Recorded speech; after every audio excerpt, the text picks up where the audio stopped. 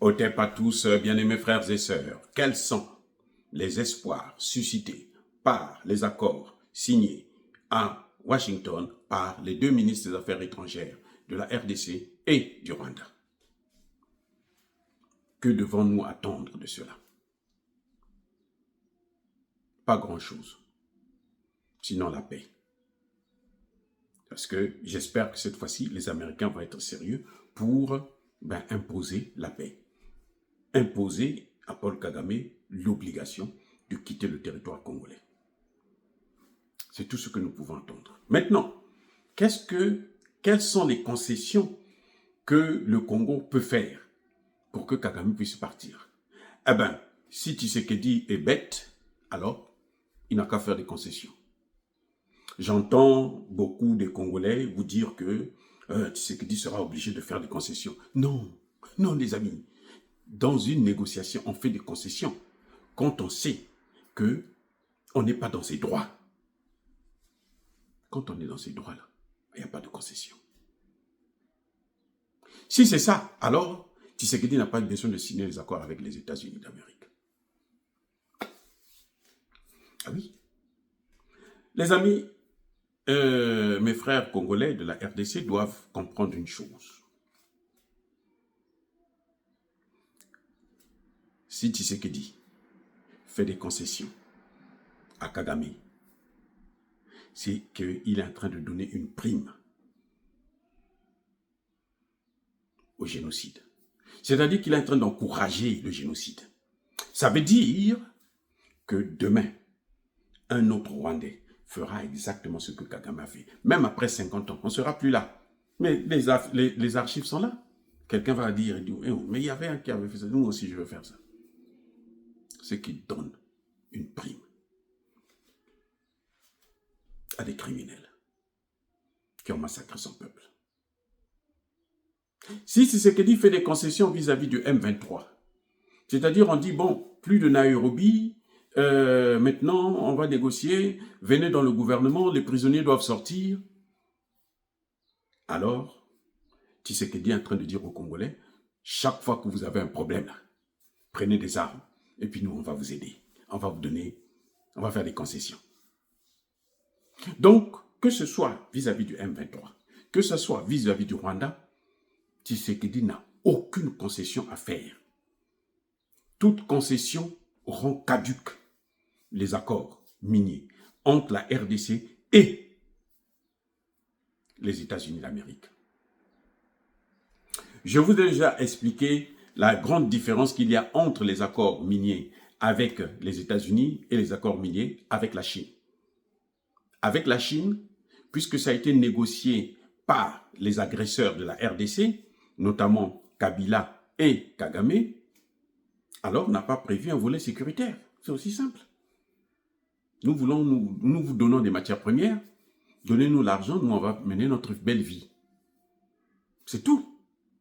Et la Chine ayant besoin de ces matières premières, et la Chine qui n'a jamais voulu s'ingérer dans les affaires des gens, la Chine qui n'a jamais voulu être une puissance hégémonique dans le sens militaire du terme, comme le font les Américains, eh ben, s'est contentée de ces accords et puis jeter l'argent, donner l'argent à Kagame et à Kabila. C'est pour ça que Kabila est devenu milliardaire.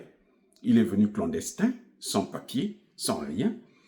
Et puis, aujourd'hui, après 18 ans, 20 ans, il est devenu milliardaire. Vous voyez? Alors que les accords avec les États-Unis prévoient un volet sécuritaire. C'est ce que Donald Trump a résolu en utilisant une force privée, c'est-à-dire des mercenaires, l'équivalent de Wagner. Voilà. Alors, dans ce cas, et vous savez combien ils seront payés? 50 millions de dollars chaque mois. Ça leur fera 600 millions de dollars par an, les amis. 600 millions de dollars par an. Alors tout ça, c'est pourquoi? Si c'est pour faire des concessions à Kagame, ça ne vaut pas la peine. mes amis, ça ne vaut pas la peine.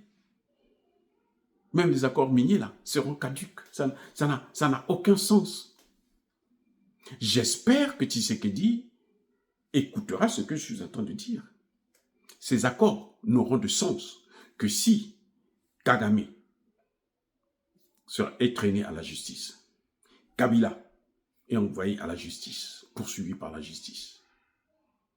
Et tous leurs complices, les Nanga et autres, qu'ils aillent en prison à vie. C'est là que ces accords-là peuvent avoir un sens. Au cas contraire, ça ne sert à rien de signer les accords.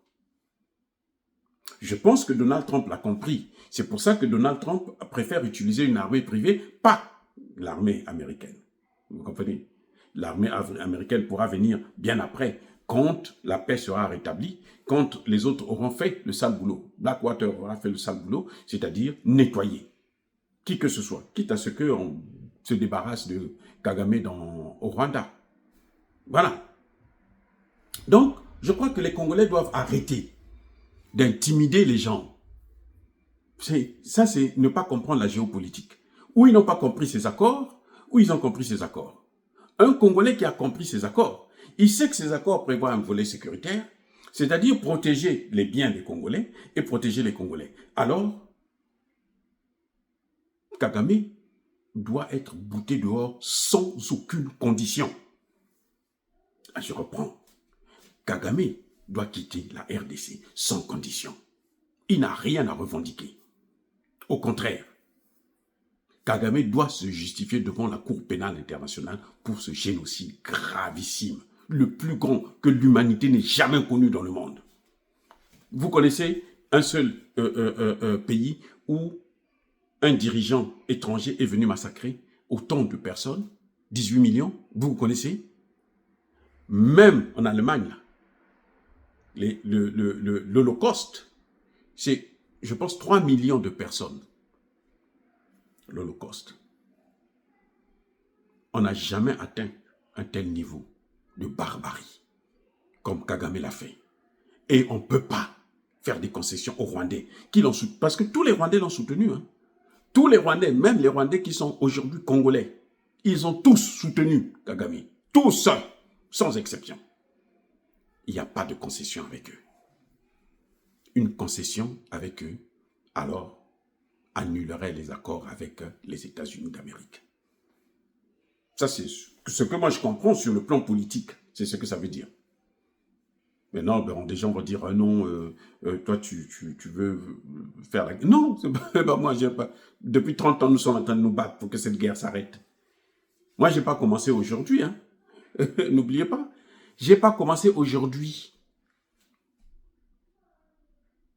Depuis le génocide de 1994, je pointais déjà du doigt Paul Kagame. C'est parce qu'à l'époque, on n'avait pas des réseaux sociaux comme ça. Mais dans ma thèse de doctorat, ceux qui ont l'occasion de la lire, elle a été publiée par la presse universitaire de France, puisque c'était la meilleure thèse de l'année. Vous lisez cette thèse-là, c'est intitulé « Le droit d'ingérence ». Vous lisez ça, vous allez voir, je vous parle déjà du Rwanda. De la responsabilité du Rwanda, de la responsabilité de la France. La responsabilité de Kagame, la responsabilité de la France, je vais en parler déjà. Donc, ce n'est pas aujourd'hui. Donc, nous sommes pour la paix. Nous voulons la paix, mais pas à n'importe quel prix. On ne peut pas donner une prime à des gens qui ont massacré autant de personnes. Non. Déjà, même une seule personne, c'est grave. Mais autant, 18 millions. Non, ça ne peut pas. Il n'y a pas de pardon pour ça, les amis. Donc, ce que nous pouvons attendre aujourd'hui de ces accords, c'est que ça puisse ouvrir la voie vers le retrait total des soldats rwandais, et des Rwandais d'ailleurs, ceux qui sont venus occuper les habitations, les terrains, les terres des Congolais, et aussi que la justice puisse faire maintenant son travail. C'est ça qu'il faut attendre. Mais on ne peut pas attendre que les investissements des Américains sur les mines de la RDC puissent profiter aussi au Rwanda. Ce serait une injustice, mais ce serait se moquer de tous ceux qui sont au repos éternel par la faute de Kagame. Ce serait se moquer d'eux. Voilà exactement ce que moi je pense de ces accords. Soyez bénis, abondamment bénis par le Dieu des Kémites et par nos ancêtres angélisés, mais que tous ceux qui persécutent le continent africain, le pillent et le déstabilisent, qu'ils soient noirs, blancs, chinois, arabes, juifs, indiens ou qui qu'ils soient punis, maudits, foudroyés, neutralisés, écrasés, effacés par le Dieu des Kémites et par nos ancêtres angélisés. Vive l'Afrique éternelle, j'ai dit et j'assume.